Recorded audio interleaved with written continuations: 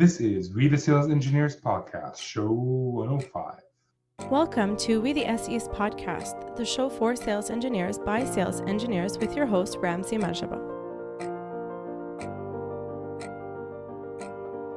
What's up, Benny? Not too much. Just woke up feeling wonderful. Well, yeah. So I didn't even listen to a word you're saying because I'm thinking. We're recording the intro. We usually record the intros after the episode. So we just talked to our guest, Peter Polizzi, and I hope I didn't butcher his name. And this is definitely like top 3 episodes for me. I may have to go back and re-listen to all the episodes to confirm, but like my feeling after leaving this episode was top 3 with lots of amazing content. And a quick intro is that Peter is the Global VP of Sales Engineering at Splunk, which is a huge company right now. And we just talked mostly about leadership, right? We deviated a little bit. We talked a little bit about the resume for sales engineers, but it was mostly about leadership. And I don't know, Benny, like, do you agree with me? Like top 3, top 5? What did you think? Yeah, no, absolutely. It's definitely up there without a doubt. I mean, especially as of late, we've had some incredible guests, to have this one sit right up there with the best of the shows is kind of awesome. I mean, the topics alone kind of warrant it. The idea of speaking about leadership and speaking of technical leadership at that, but even at a global scale, what is it that somebody like that has to take into account? It's kind of cool to get that perspective, and then kind of layered on top of that, you have this. This super down-to-earth guy who's working for one of the largest, coolest organizations out there in the world, just having a conversation. Yeah, I completely share that sentiment. It's definitely among one of the top ones, no doubt. Enough with the teasing. Show notes will be on show 105, so wetheSalesEngineers.com/show 105. Let's get into the show. Love it. So the way you usually start is just ask you to introduce yourself, and we'll go from there. Sounds fair? Yeah, fair. So I am Peter Polizzi. I'm the Vice President of Global Sales Engineering at Splunk. I'm really happy to be here this morning with you guys, and hopefully we could have some fun. Well, yeah, thank you for coming on. We appreciate your time. We realize, so you are the VP of Sales Engineering at Splunk, so you must be really busy, and we want to respect your time. So let's get started. I'm looking at your resume on LinkedIn, and I can't find any job lower than director. So can you maybe talk us through how you got there initially and then got to a VP? Yeah, sure. So I was a consulting sales engineer for a company called Siebel at the time. My responsibility was really to provide business value and technical value to the largest life sciences companies, or what they're called today, pharmaceutical companies. And I spent a couple of years selling into that community, and there was a pivotal moment that pushed me into management. And it was around, we had a final pitch to a large life sciences company. It was the largest Siebel deal was there. And I come to find out on that Monday morning that my boss, who was supposed to give the presentation, had been terminated or let go over the weekend. So it was up to me to give this presentation for the largest deal in Siebel history for our largest pharmaceutical company, or our largest life sciences customer. And right before I walked into the room, my CFO pulled me back and he said, "Peter, I'm assuming you're nervous, but let me share this with you. There's nobody in that room that knows more about what we do than you do." So I went into that room, I did the pitch. That was very encouraging, those words right before I went into that room, I did the pitch. We came out of that room, and we ended up winning that deal. And I got pushed into management because the team that was in that room said, if you could do that with other folks that are like you, it would be really good for the company. It would be really good for you. So I kind of got pushed into leading a small team. From there, I started growing my career, and here we are today. Couple things probably to unpack from that. Just really quickly, maybe with respect to how you were feeling maybe before you even went into it. Were you already being a little bit primed into maybe that management position, despite already having somebody to report to? Did you kind of see that as something that might have happened inevitably? Where was your head at before you kind of had to get thrown into it? I always wanted to lead people. I mean, that is something that I've always had in my DNA. But you know, there's always a rip the Band-Aid moment where you get pushed into the deep end of the pool, and that was my moment to get pushed into the deep end of the pool. Excellent. How do you know that you always wanted to lead people? So in my experience, I think that I would be good at leading people, but I don't know because I've never tried it officially. Like I've had to lead unofficial projects or whatever. How do you know that you'd be good at that job, or how do you know you even want to do it? Well, you don't.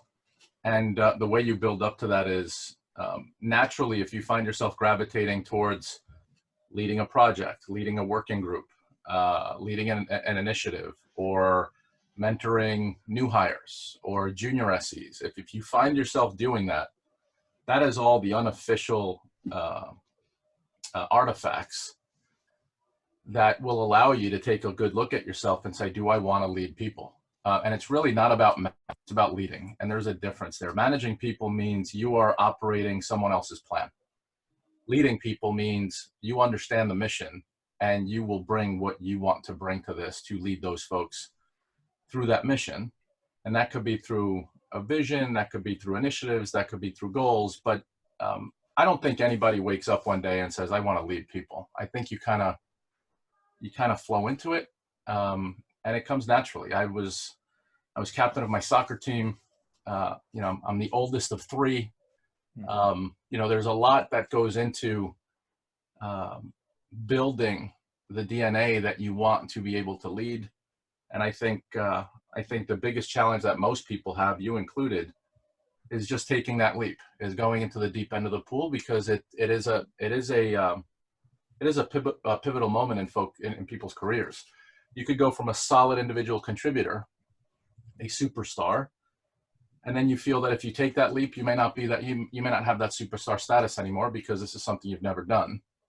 But if you're surrounded by good leaders, and if you are willing to listen and willing to learn and willing to admit mistakes, listen, nobody knows everything. I still don't know everything, and I've been doing this for 30 years.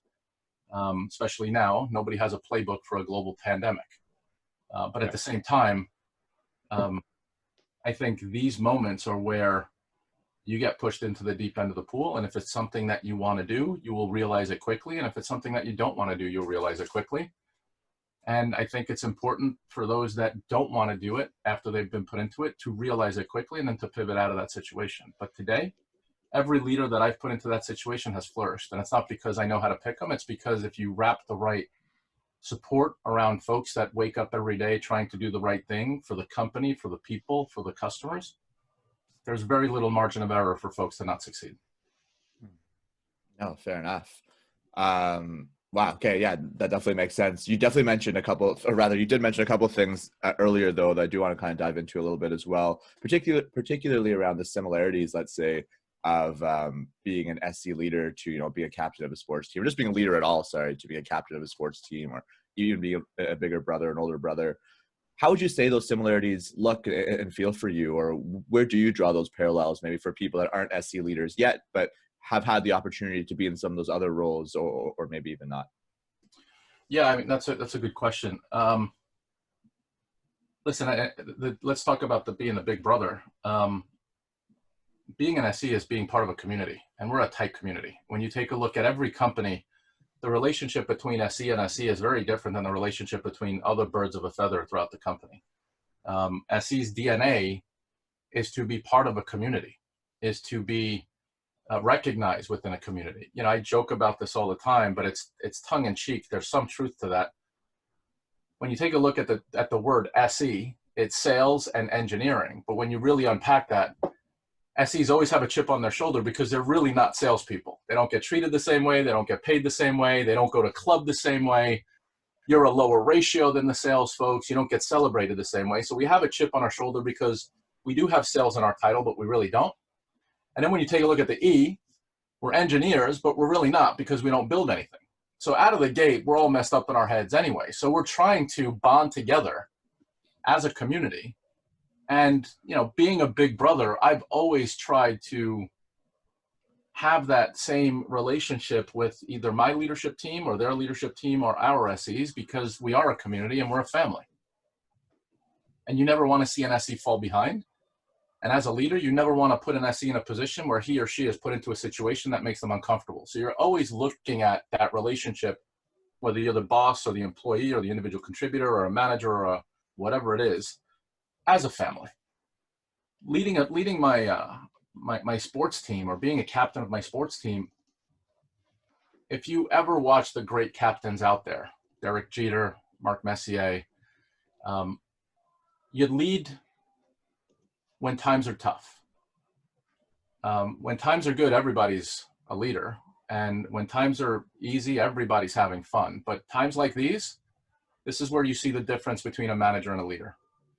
And a leader really comes down to putting yourself in front of the team to ensure that you're leading, you're visible, you're communicating, you're calming people down. And at the same time, you're leading them to a path to win. And I think, especially now, for those leaders that are doing that, you'll either be forgotten forever or you will be remembered forever. And I think this is one of those moments where people are looking for a captain to try to lead them through these times, because nobody knows what's going to happen in the next week, month, year. But if you can continuously show that there's progress, that we're moving forward, that we're going to be okay, it's the same techniques that you use when you're in a game and you're losing. And you want to lead that team, you know, to the tie and then eventually to the win. So that's how I kind of draw upon those two characteristics. Love it. I just want to make sure we don't discriminate against younger brothers like myself. Hey, me too. Yeah. You guys need a lot of help, man. Trust me. Well, my big brother does help on occasion. But yeah, no, I definitely see, like, my oldest son, I see the leadership in him. My brother was a very good leader. And so, yeah, like, I can see big brothers having that characteristic because they have to have it.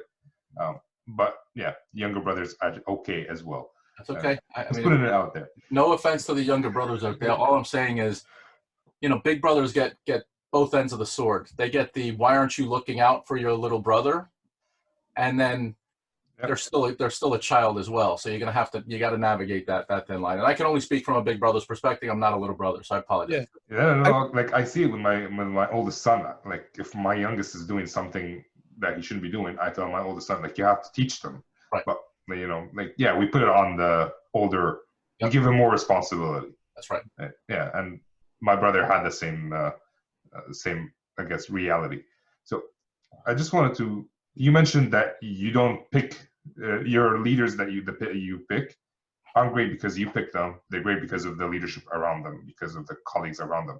But how do you choose? Obviously, someone has to have some qualities that will allow you to choose them. How do you pick those out and differentiate them from other people? So I have a unique way of viewing talent, and it's not different. I mean, it's not better, it's different. I like the outcasts. I like bringing people onto my team who are different than what I could typically find a dozen of. I look at folks that have come up from all walks of life. I look at folks that are battle tested, meaning I look at companies that they've come from that have had struggles. I look at folks that have pivoted in their career, and I'll explain what that is in a minute. And I also look at folks that have a non-traditional background. Diversity is important on a leadership team. And diversity is not just gender diversity, it's geographic diversity, it is experience diversity, it is age diversity. So when you get that good mix, you find yourself in a situation where not only are your leaders learning from each other, but you're learning from them. And part of my job is to surround myself with people better than me so I can learn. You know, I still have development to do. I still have growing to do as a leader. And by surrounding myself with folks that are very different than each other, it just makes me a better leader because I'm able to extract the best of the best and then use that to play that or to pay it forward back into the team to develop our second line, third line, and fourth line leadership. The key characteristic of a leader is being able to drive when things aren't going your way. It is easy to fall back and blame. It is easy to float, meaning, well, if nobody's going to listen to me, I'm just going to let it roll. Leaders make tough decisions, unpopular decisions. And if you've been part of that culture in the past in your career where you've had to make unpopular decisions, then it's easy to navigate when times are good. You know, there's an expression out there, or I've heard an expression, you have two types of horses. You have horses that run on turf and you have horses that run in mud. And they both can't do each other's jobs. And you need to understand, what is your strategy going to be? Is it going to be a turf strategy, which is a growth strategy and running on dry land? Or do you think you need some leaders that during times like these can run in the mud? And today, I'm thankful that my leadership team at Splunk, both above me, next to me, and that work for me, have all the characteristics to be able to navigate through times that are tough and have all the characteristics to be able to navigate through times that are not. Nice. That's awesome. Sorry, go ahead, Ramsey. I just want to say, I would ask the listeners to rewind that last 30 seconds and listen to it again. And yeah, I took a lot of notes. I don't generally take notes because I like to pay attention, but I had to this time around. Before I go, Benny, you had a question. Go ahead. Yeah, I guess just really quickly, because yeah, everything that you mentioned was extremely insightful. I mean, in your journey as a leader, has that always been your mantra, or was there a time where you had to make the shift into thinking the way that you do now? No, there was a pivot. And I didn't talk about what pivot means, and I'll talk about it now in a minute. You know, you are trained early in your career to look for the resume, right? Where do you come from? How many years have you been there? What school did you come from? And what you find yourself doing over time is building a leadership team that all looks alike, feels alike, operates the same way.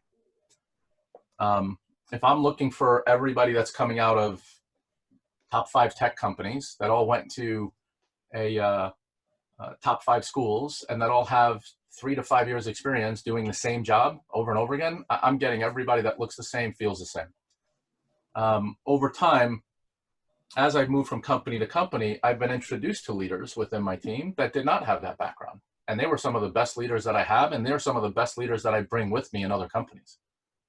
And I hate to use this expression because it is a little derogatory for everybody, but I like a team of misfits, because when things change, markets change that nobody predicted, buyers change, technology changes. We're in the tech world and things change at light speed. And if you don't have a team that is different and things pivot on you, change on you, you're going to have the entire team left behind versus 1 or 2 or 3 that have done that before, been there before, that can pull you forward. A pivot, to explain, a pivot is, you guys play basketball, you know what a pivot is. You keep one foot anchored and you rotate with the other foot. I've done that in my career by design. I've wanted to touch every aspect of the customer lifecycle so I could be a better leader. So for an example, I've been in application development, I've been in support, I've been in PS, I've been in customer success, I've been in SE, obviously. I've been in channels, I've been in direct, I've been in service provider, and I've been in different industries. So when you have that broad spectrum of, hey, if I don't sell it right, it doesn't implement right. And if I don't implement it right, it doesn't renew right, or the customer doesn't adopt right, or it doesn't support right. When you have all that end to end, it allows you to get a bigger view of the playing field. And once you get a bigger view of the playing field, it allows you to understand what kind of talent you need. And a lot of that talent may or may not be what you used to want because you only had the view of one role. So I have an interesting perspective from my perch because I see the entire customer lifecycle and I understand end to end what the DNA of the prototypical SE needs to be able to service that customer in the end-to-end lifecycle. That's awesome. Thanks. When we are applying to jobs, we kind of are encouraged to kind of make the resume fit the job description. So in the end, a lot of resumes that end up coming to the SE leader's desk would look somewhat similar. How can you differentiate those aspects that we just talked about? Non-traditional background, been through obstacles or battle tested, diverse, is an outcast, and knows how to pivot. How can you tell that from a resume? Well, first of all, for the resume writer, you have to have the courage to not compromise who you are for the job. And I say that again, do not compromise who you are, what you know, for the job that you're applying for. Because what happens there is you may not be doing yourself the right service. Don't forget, these job descriptions, most times in companies, are generic job descriptions. The hiring manager may not have had the time or the will to redo the job description. So companies post the job descriptions that is vanilla. But behind the curtain, there's a hiring manager like me that's looking for something different. The second thing, if there is a generation 2 of SEs out there that are bigger than just technical sellers. They are consultative, trusted advisors, where the selling part is just the first phase of what they do. The adoption part is the second phase, and then the expansion and the growth is the third phase. So I don't know many resumes out there or many job descriptions out there that encompass all of that, because the role of a job description is you're a technical seller, full stop. If you take 10 resumes off of LinkedIn right now, I will bet you 9 of them will hone in on that. But in new economies and new normals and in certain sectors, the SE has to be an end-to-end trusted advisor to that customer, whether it's pre-sales, post-sales, or even business development or technical business development.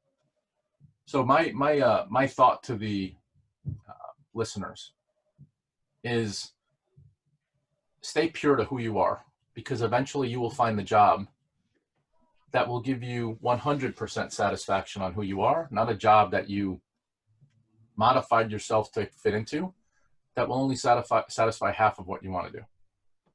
And have trust in the hiring manager to understand that behind the resume, there's a lot more. Don't forget, we don't hire resumes, we hire people. You go through an interview process, and that interview process is really what is the most important. It's not your resume. But also start getting used to marketing yourself, branding yourself as who you are, not who you want the reader to think you are, because that's something that real leaders will see right through. They'll look at the job description, look at your resume and be like, that's a little similar here. Or they'll look at the job description and then look at your resume and say, he put no effort into differentiating himself. He just played to the job description. Or third, that's a generic job description. I got 1,000 applicants. I want to look at the applicants that may be different, that I can grow with, that I can build upon, that have the skill sets to do more. And because you conform to the job description, you fall into that middle 60%, not into that top 20. Hoping that makes sense. It does. It's against conventions, generally speaking, from what I've seen, because the experience we get is it goes through a screener who matches your resume to the job description and then goes to the hiring manager. But like, I see what you're saying, because in the end, it gets to the hiring manager who will then look at the resume and make the decision if he would like to talk to, or she would like to talk to that SE or not. Yeah, well, I can tell you this now. If you look at my resume, it's non-conventional. Yet I'm running one of the largest SE organizations for one of the greatest companies on the planet. So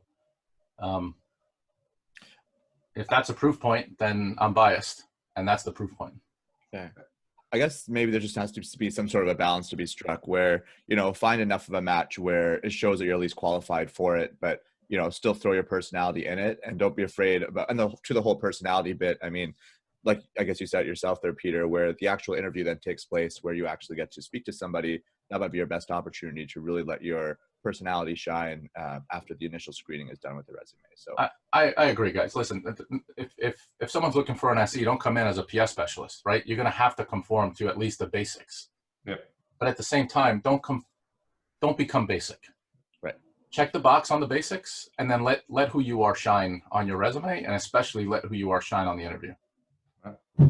Well, that's perfect. And I think we can move on from this topic. I really wanted to talk about, so I've talked to Liz Whitaker-Freitas, who's an SE leader on your team, and I've talked to a couple of her SEs, and the feeling that I got is that they have fierce loyalty towards her. And I'm wondering what would make Liz, and I asked Liz that question, she didn't know the answer. What would make Liz so special that her SEs would be so loyal to her?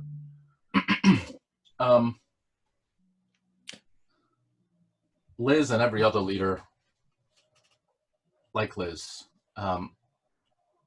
I can't speak on behalf of these SEs that are loyal to Liz, but I could speak on behalf of myself and how I have been loyal to my leaders.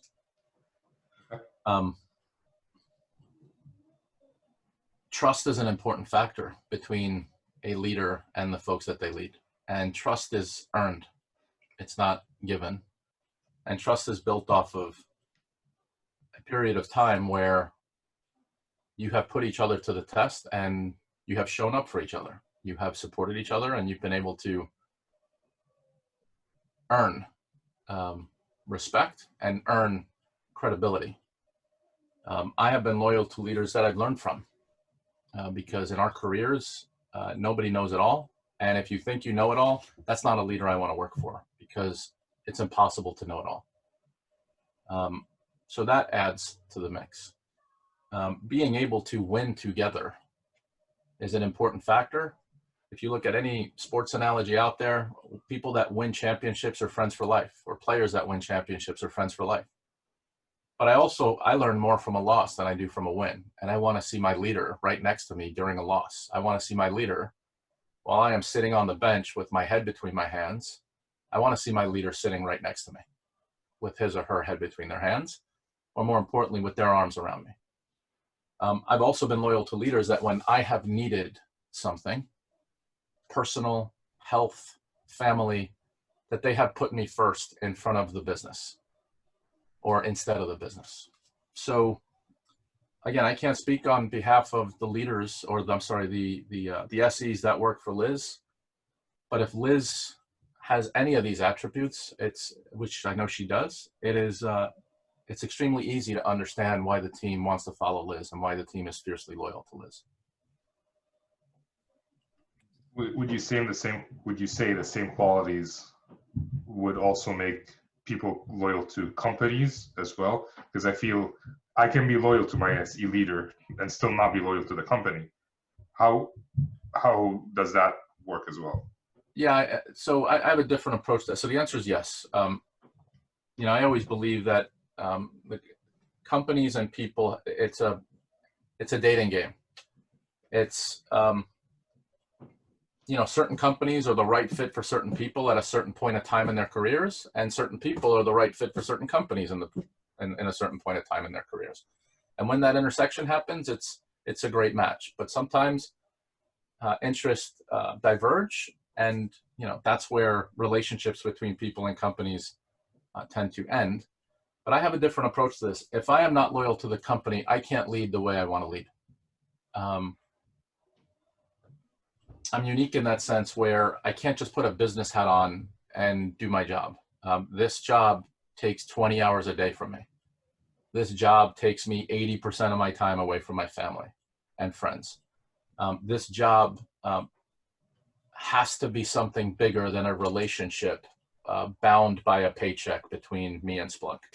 I have to love the companies I'm working for. I haven't done that in my entire career, but now in the latter part of my career, I have the luxury of picking companies that I want to work for. So to answer your question, I think there absolutely needs to be a certain amount of trust and loyalty and mutual respect and admiration between the company and any one of its employees. But as a leader, I can't be as effective as I want to be if I don't love who I work for, who I work with, and why I work for them. Nice. No, that makes sense. Yeah, making sure you're in proper alignment there is definitely key for all parties involved. So that's a great answer. Thank you. You mentioned something else, though, that was pretty interesting there around the idea that this job is a little bit more than just a job. You want to be fully committed to it. You're putting in all these different hours into it. What's the difference in or maybe how's your perspective different as a global SE leader to maybe just, a regular, a domestic SE leader, I suppose, or managing a team, globally is a little bit different, and how so? Yeah, it's a lot different. Time zones matter. So if you're not committed to this job, you won't get on a call at 10 p.m. Eastern Standard Time with APAC for 2 hours. If you're not committed to this job, you won't take the time in understanding the cultural differences between communicating to someone who is in Dallas versus someone who's in Tokyo. If you're not committed to this job, you don't understand the nuances, or you won't take the time to understand the nuances of operating in France, for an example, versus the UK. There is a tremendous amount of differentiation between being a global leader and being a theater leader, as I would call it. And it doesn't have to just be the US. It could be any one of the theaters that we have. If you're not committed to this job, you won't, even within the US, there's different market segments.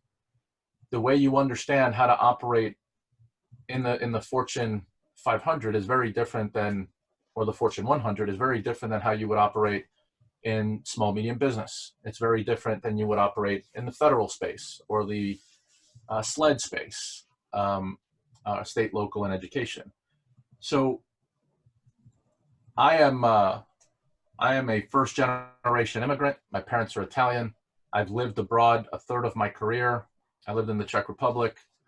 I lived in Italy, and understanding the differences of cultural adaptation as a leader is sort of part of my DNA, but it's not something that's very common. In fact, the resentment that there is outside of the US from employees that are part of a US company is that everything is built for the US, and then we have to take that and make it fit within our respective geographies. And sometimes that's easily done, and sometimes it's not. So coming into a global role, understanding that that is a reality, that you can't build everything for the US and have it be successful outside of the US, is also an attribute that comes with the global title versus a domestic title, as you put it. And more importantly, one thing that I've always chuckled at is there's a lot of organizations that have a lot of people with the title of global, yet not one person on their staff sits outside of the US. So that's also something that I think for the listeners, if you want to play in a global role, besides understanding everything I talked about, make sure that your team is truly global. Make sure that you have leadership that is spread throughout the globe, but more importantly, make sure that that leadership is running programs that are impactful outside of the US, not just running their own geo, but running global programs that will affect the entire organization, but they are being run by your global leaders outside of the US, because it brings a tremendous amount of knowledge and a tremendous amount of value add by having someone, for an example, in EMEA, build a global program, because if it, in my view, if it fits in EMEA, you could deploy it out in APAC easily, and it will fit into the US easily. Fair enough. Okay. No, sorry. That's definitely a good insight. That particular one there with the EMEA kind of being maybe the best conduit across, because it kind of has so many different cultures touching it, is interesting. I do want to quickly ask, just on the same topic. I mean, there's a lot of stories and maybe examples out there of a lot of bad examples or great examples maybe of how ethnocentrism maybe had a negative effect to a company. So this idea of, of what you just described, kind of taking what works in the US and spreading it across. Do you have a personal experience? I mean, you already mentioned that you have a significant experience, or a significant portion of your life was spent abroad. So it's already in your DNA to take into account these different nuances and cultures. Did you, though, still have an experience that kind of kicked you in the face and made you realize, oh, snap, here I am falling into these habits that I shouldn't be falling into. I got to shift my head back to a global perspective? Yeah, I did. I was at a company called Symbol Technologies that ended up being bought by Motorola, and a small SWAT team of us were deployed in EMEA to build a shared services location. And let me define what that is. We had every country in Europe, we had 17 or 23, I can't remember, independent subsidiaries, all within each country in Europe running their own business. And every one of those subsidiaries had HR, finance, support, all the shared services functions were replicated 23 times within the theater. So the company wanted some key folks to go set up a center in the Czech Republic and be able to bring in all of these redundant functions under one roof to not only to eliminate cost, but also to get consistency on how we operated, because it wasn't just the cost structure that was the issue. It was the way we operated was differently, because you had 23 countries all saying that they're unique and all saying that we're going to operate the way we want to operate. That gave me full visibility into, holy cow, there's a difference between operating in France and operating in Germany, or operating in Italy, or operating in the UK, or the Nordics with the South, which would be Spain or Greece. So as I'm sitting there trying to consolidate functions that a month ago to me all looked the same, now you got languages, time zones, culture, relationships, process, laws, compliance, all of that went into building that shared services location. And when I came out of that differently, because I thought an invoice is an invoice, but it's not, because in different countries there's different taxations, and the invoice has to have this amount of data on it, and it only gets paid this way, and if you don't have this, then you have legal issues. And I'm using that as an example, but it showed me how when you sit in New York or in San Francisco or in Dallas, you can't effectively operate in a global manner without having specialists on your staff that can educate you on what goes into that global operating model. And that's where I learned I had to reset, because everything that I do now, I will bounce that off of my key leaders in my key theaters to make sure that what I'm doing fits within 80% of what they do. And then I will allow them the remaining 20 to modify it to fit within their respective unique businesses. In the past, I would just deploy it at 100% and hope for the best. Now I build in enough of that tolerance to account for localization. Yeah, I love that. I love the build it with that in mind is fantastic. That's excellent. I do have kind of a personal question. Feel free to not answer it if you don't want to. Personal questions, man. We don't do personal questions on podcasts, but go ahead.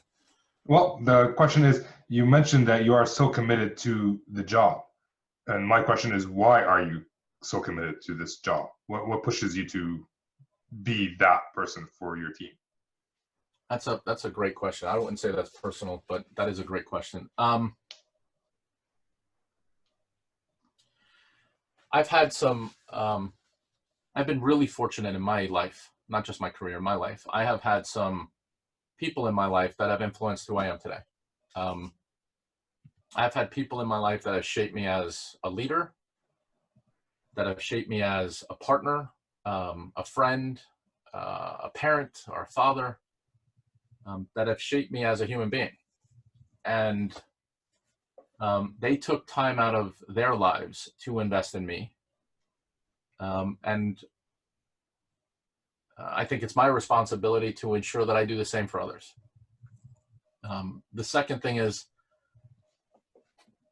I want to make history. That's something that I've always had in my DNA. I want to be remembered by either people that I've influenced or affected, by companies where I've changed things that have changed who they are as a company, by customers who have put their careers on the line because they needed to fix something or they had a problem that needed to be solved.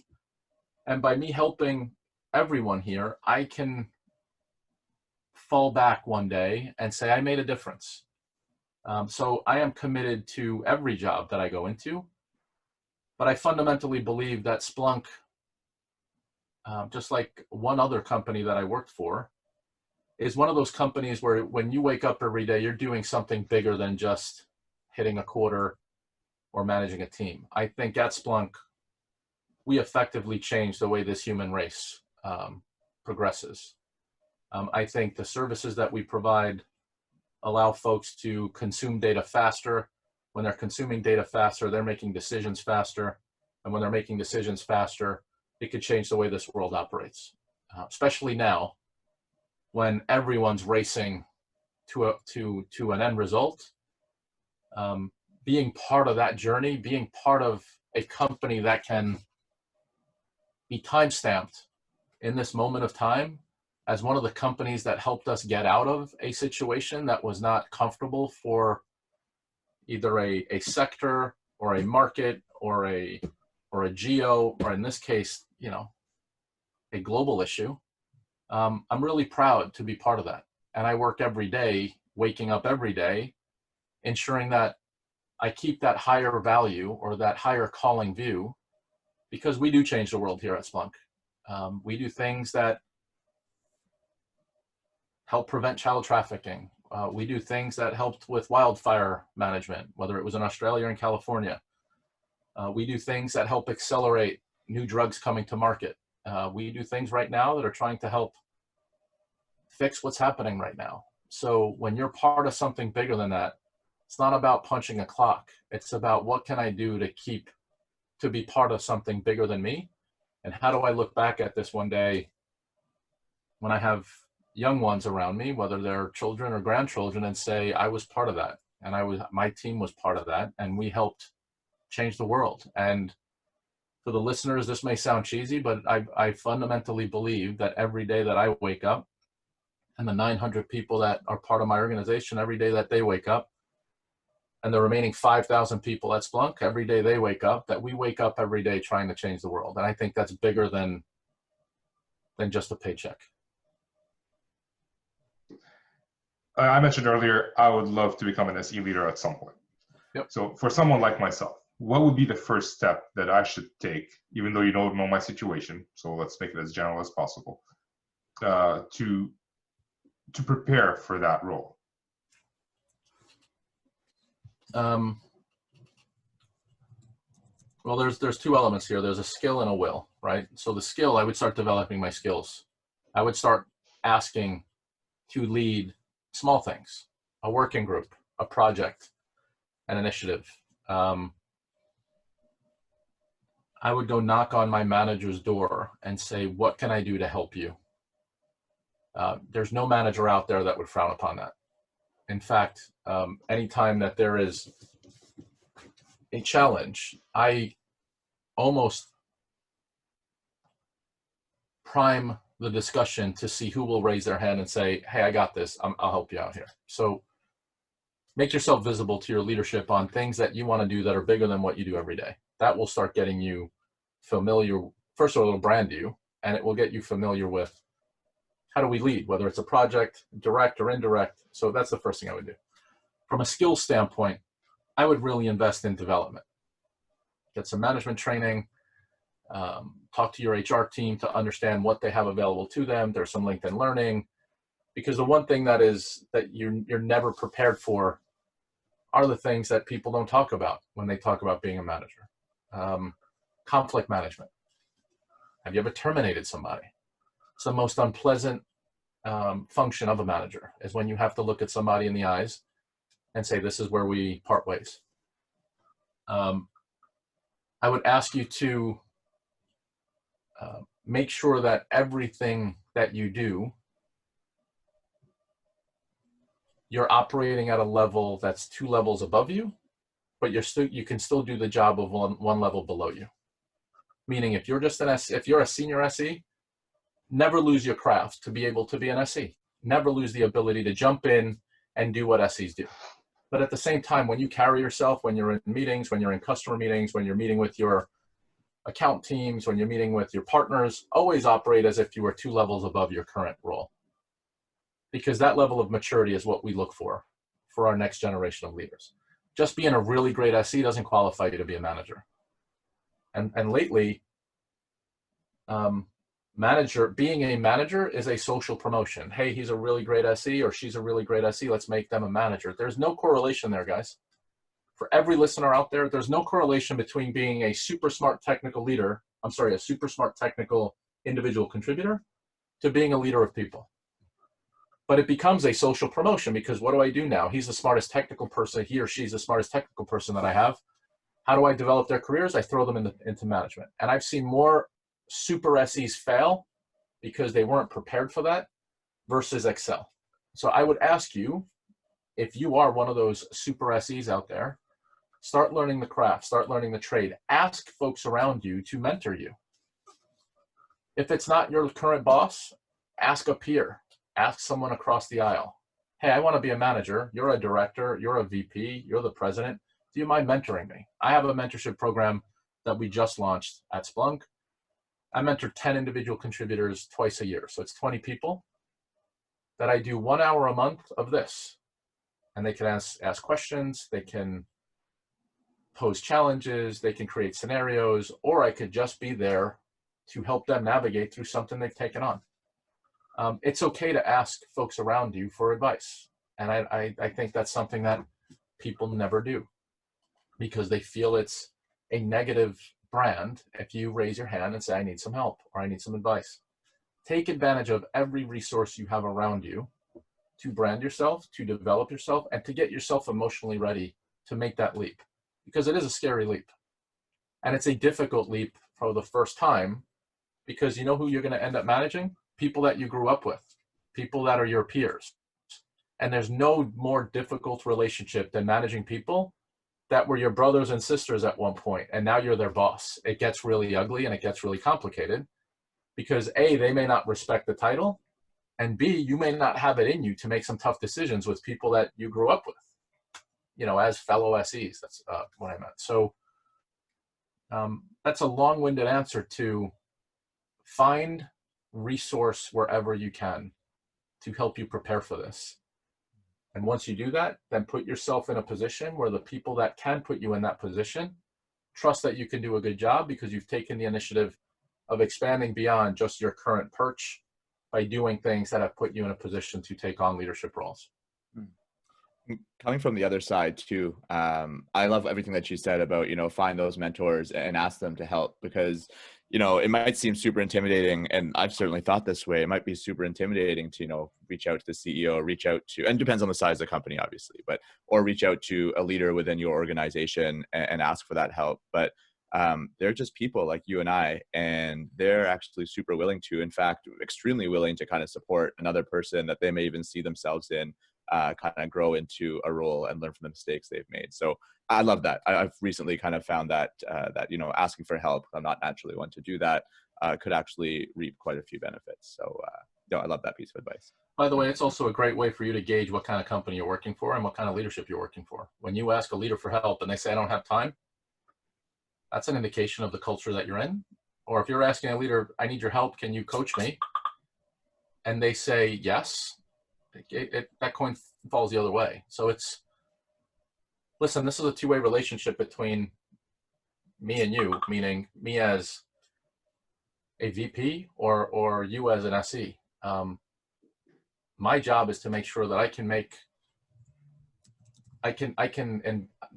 have the greatest team that I can possibly have. And I need to invest in that team. It's not just about, hey, here's some money, go get training. It's about what I know.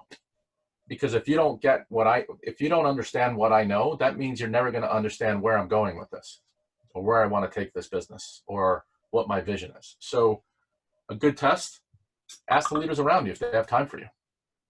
Because if they don't, that's a checkbox that on the negative column, at least in my view. And if they do, it'll help you develop. And by the way, don't take the mentorship just from one leader because every leader is different. And I think the fortune that I've had is I've been able to, I use this expression. It's a Disney expression, but you're going to kiss a lot of toads before you find the right ones that you want to invest in or that want to invest in you and that you want to invest in.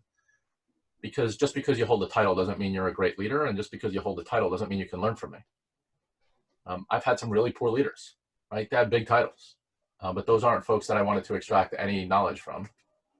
But I've had some folks that worked for me that I've learned from because they were super smart folks and they brought some things to the table that I didn't know. So leadership is subjective, guys. Don't follow the title, follow the person because it's the person that's going to develop you, not the title. I think one note is most engineers in general don't like asking for help. Like they want to figure out everything themselves. At least that's my experience with the engineers that I know. And it kind of takes people to get out of their shell to go ask for help and to go ask their managers, directors for mentorship. It's that takes work and courage, it seems, for many of us. Well, guess what, guys? Being a leader takes work and courage. So that's your first step into a leadership role. Because if you can't ask for help as a leader, you're going to fail. I don't know any leader that knows it all. I don't know any leader that can do it all. And I don't know any leader that, I don't know if I would respect or trust any leader that wouldn't put their own ego in the back seat for the better good of their people and for the better good of the company. So if your ego is what's preventing you from asking, if your ego is preventing you from asking for help, maybe you're not ready to lead then. Okay. Well, I'm out of questions, Peter. Well, technically I can ask you questions all day, but I feel we're just gonna stop here at this point. I appreciate the time, guys. I enjoyed this. I hope you guys did. Oh, yes, we're gonna be gushing about it right after you hang up. So thanks again for your time. Thank you, guys. Take care. This was amazing, man. Non-traditional, so that's what he's looking for. Non-traditional background, battle-tested, diverse, and not just like the superficial diversity that everybody talks about. No, actual mental diversity, like experience diversity, everything, like just a complete diverse package. Outcast, oh man, I should have asked him about that. Pivots, what else did he say? Yeah, definitely a lot. Even just around that, I just love how, you know, every answer that he gave, it was kind of hard to debate against it. I mean, yeah, what else do you want in a leader than people that have seen it all and that maybe have all that different perspective and, you know, don't just come from a fit-in mold, but can bring all sorts of different experiences to the table to ultimately grow everyone. I love that. That was wonderful. You can't debate against it, but I would assume some other people would look for other areas. But like everything that he just said, like I honestly, if I hang out with him all day, there are some people where you sit with them, you have dinner, and you leave stupider than when you came in. I think my IQ would be around, I don't know, what's a good IQ? I don't know. 200. Let's say 200. Yeah, no, for sure. I agree. No, there's so many great little bits of information, both at a high level, at a more granular level, a lot of actionable takeaways from it as well. Also a super down to earth guy too. Like it's always nice to be able to hear it from somebody that doesn't sit on a high perch, despite, you know, the fact that they probably should, or rather could rather. Yeah. No, I thought it was awesome all around. So that's funny. You just showed up. It's like, what am I doing here? And like all of this was unprepared. Like all of his answers, it's not like he thought about them forever.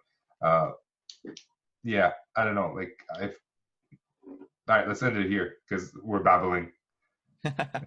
No, it sounds good to me. Yeah, I hope everybody else enjoyed the show at least half as much as we did, and I think the show notes will be super educational for this particular one. Well, they always are, but this one I think will have a lot of good takeaways from it as well.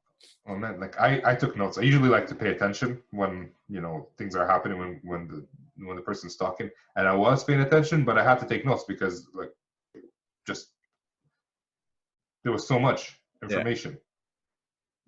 No, totally. I totally get it. I'm sure you weren't alone there either. I'm sure a lot of people, if you're driving and listening to this, maybe keep your note taking to a minimum. But yeah, no, I totally get it. There was a lot of great info in there. Right. So this is going to be show 105. So wetheSalesEngineers.com/show 105. Yeah. This is showing. I don't know why you're giving me that face. So yeah, and like talking about like wanting to change the world, it's an amazing feeling. I'm not changing the world. I may be touching one person's life or two people's life, like through the podcast together, you and I. And I get these messages where, hey man, like I listened to your podcast, I got a job as an SE. So imagine solving like human trafficking. I can see that. I can see why you would want to commit to that. Mm-hmm. I mean, yeah, no, totally get it. Especially a company like Splunk. I mean, just working with especially nowadays where big data is such a important, factor in how we make decisions is factoring in big data. But, you know, even for those that might not have the fortune of being able to work for an organization that has such a direct impact, I'm sure indirectly, one way or another, more often than not, there's perhaps some impact that your company is making. So long as you find some purpose in what you're doing, I think that seems to be the thing that drives people to do more than, you know, what's on their job description is finding that purpose, whatever that means. And the purpose is beyond just financial. Like finance is good, but it comes to a point where you want to do something more. Mhm. That's why Bill Gates is doing everything that he's doing. Yeah. Elon Musk. Is that like the last pillar on that Maslow hierarchy is self-actualization? So once you start working up there. All right. Well, this turned geeky all of a sudden, so we're just gonna end there. No, I'm joking. All right, man. Let's end it here. And so thank you guys for listening. If you haven't left an iTunes review, do so. It helps us. It lets people know that this is a legit podcast with over 105 episodes, or at least exactly 105 episodes up until today. And thank you guys for listening. We appreciate it. We'll catch you next time. This is Ramsey for Benny signing off.